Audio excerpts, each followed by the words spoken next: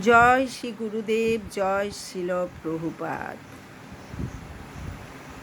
এই পৃথিবীতে মহাপ্রসাদ কিভাবে এলো?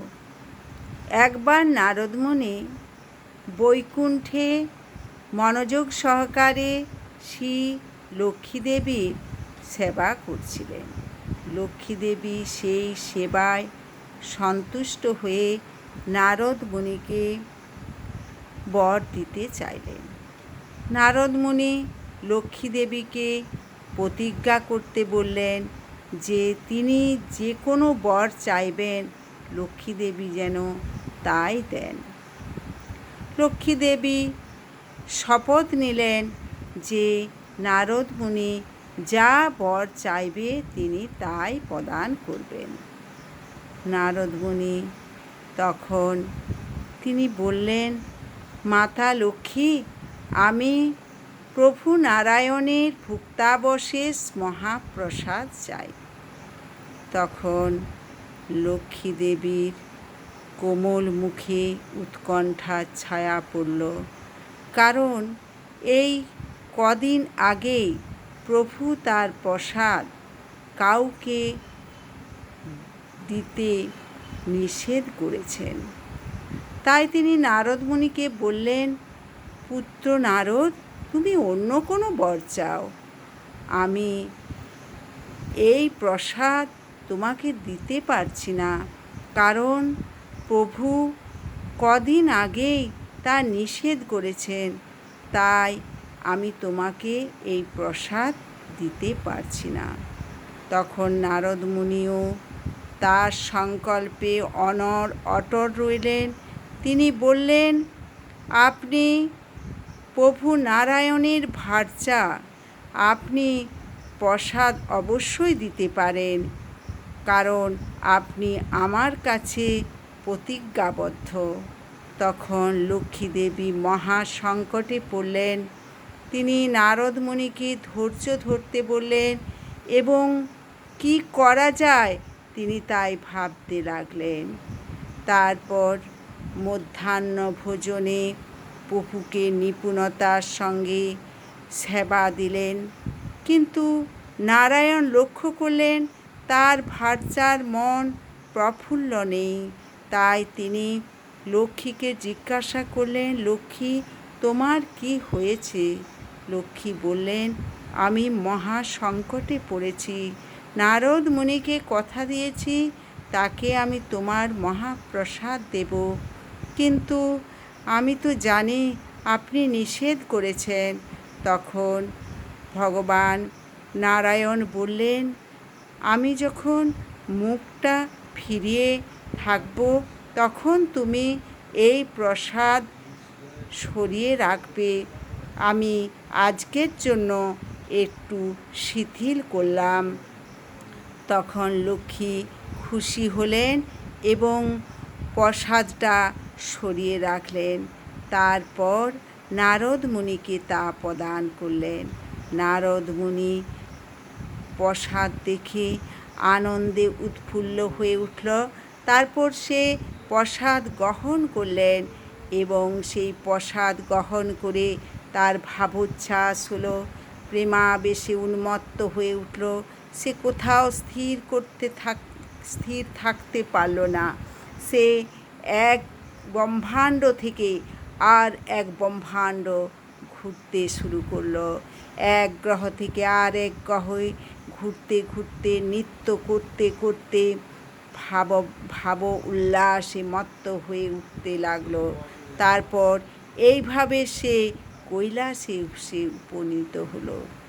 তার এই ভাবোচ্ছ্বাস এবং প্রেমাবেশ দেখে শিব অবাক হয়ে গেলেন। তিনি ভাবলেন, নারদ মুনির কী হয়েছে, কিন্তু শিবকে নারদ মুনি লক্ষ্যই করল না। তারপর শিব নারদ মুনিকে জিজ্ঞাসা করলেন, আমি জানি তুমি সবসময় ভগবানের নিত্য নাম গানে সবসময় বিভোর থাকো, কিন্তু আজকে তোমায় আমি একটু অন্যরকম দেখছি। তোমার কি হয়েছে নারদ? নারদ তখন একটু শান্ত হয়ে বলল, আমি ভগবানের মহাপ্রসাদ সেবন করেছি, তাই আমি স্থির থাকতে পারছি না। তখন শিব বলল, আচ্ছা। তিনি আশান্বিত হয়ে শিব নারদকে জিজ্ঞাসা করল, তুমি কি আমার জন্য প্রসাদ এনেছ? তখন নারদ মুনি অধোমুখে জোর হস্তে দাঁড়িয়ে রইলেন এবং তারপর তিনি লক্ষ্য করলেন একটু নখাগ্রে সামান্য প্রসাদ লেগে রয়েছে। তখন সে শিবকে বলল, এই তো মহাপ্রসাদ, কণিকা মাত্র, তুমি দেখো। এই করে হাত প্রসারিত করল। তারপর শিবকে দেখিয়ে তার আঙুল শিবের মুখে প্রবেশ করালো। সঙ্গে সঙ্গে শিবের জিহ্বায় যখন সেই প্রসাদ স্পর্শ করল, শিব প্রেমাবেশে নৃত্য করতে লাগলো। সেই নৃত্য ধীরে ধীরে আরও বাড়তে লাগলো। তারপর এক সময় এমন নৃত্য শুরু করলেন শিব যে প্রলয়কালীন নৃত্য শুরু হলো, যেন সব কিছু লয়প্রাপ্ত হয়ে যাবে। তখন দেবতারা ভয় পেয়ে গেল।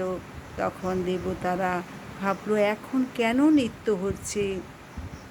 এ তো ধ্বংস হয়ে যাবে, এখন তো প্রলয়ের সময় নয়। তখন তারা মাতা পার্বতীকে যে বলল, শিবকে নৃত্য করতে নিষেধ করুন। তখন পার্বতী শিবের কাছে এলো এবং একটু স্থির হলে তিনি শিবকে জিজ্ঞাসা করলেন, এই নৃত্য হওয়ার কারণ কি?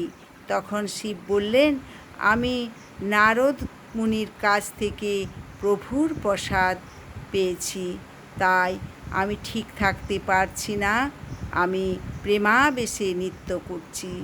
তখন পার্বতী বলল, আমার জন্য তুমি কি প্রসাদ রেখেছ? প্রসাদ ছিল কণিকা মাত্র, তাই শিব তা রাখতে পারেনি। তাই শিব বলল না। তখন মা পার্বতী ক্রোধান্বিত হলো এবং সেই ক্রোধ এত বাড়তে লাগলো যে সারা ব্রহ্মাণ্ড জুড়ে উত্তপ্ত হতে লাগলো। সেই উত্তাপ দেখে সকলে ভয় পেয়ে গেল। তখন ব্রহ্মার নির্দেশে সকলে শ্রী নারায়ণের কাছে যে এই ঘটনা বলল। নারায়ণ তখন গরুড়ের পিঠে চড়ে পার্বতীর কাছে এলো। পার্বতী নারায়ণকে দেখে তাকে প্রণাম করলেন।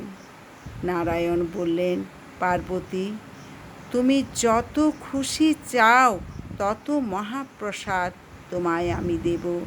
পার্বতী বললেন, না, আমি শুধু আমার জন্য মহাপ্রসাদ চাইছি না, আমি চাইছি আমার সমস্ত সন্তান, এমনকি কোনো জীবও যেন এই মহাপ্রসাদ থেকে বঞ্চিত না হয়।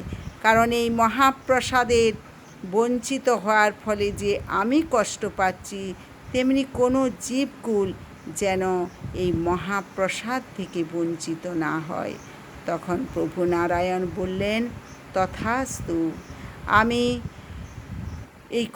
আমি নীলাচলে আবির্ভূত হব এবং সেখানে সব মহাপ্রসাদ, এই প্রসাদ সমস্ত জীবকুল পাবে। এখানে কোনো উচ্চ নীচ কোনো কিছু ভেদাভেদ থাকবে না এবং সেখানে তুমি আমার প্রসাদ তোমার কাছে যাবে। তুমি বিমলা দেবী রূপে সেখানে বিরাজ করবে। আর যেহেতু শিব তোমাকে এই প্রসাদ থেকে বঞ্চিত করেছে, তাই তার মন্দির থাকবে অনেকটা দূরে, আর আমার পেছনেই থাকবে তোমার মন্দির। এই নীলাচলে জগন্নাথ রূপে তিনি আবির্ভূত হয়েছেন, আর মা পার্বতী বিমলা দেবী রূপে তিনি জগন্নাথ দেবীর পেছনেই আছেন। আর সেই জগন্নাথের প্রসাদ বিমলা দেবীর কাছে আসে তখন সেই প্রসাদ মহাপ্রসাদ হয়ে যায়। এখানে সকলেই এই মহাপ্রসাদ পায়। হরে কৃষ্ণ কৃষ্ণ কৃষ্ণ হরে হরে, হরে রাম রাম রাম হরে হরে।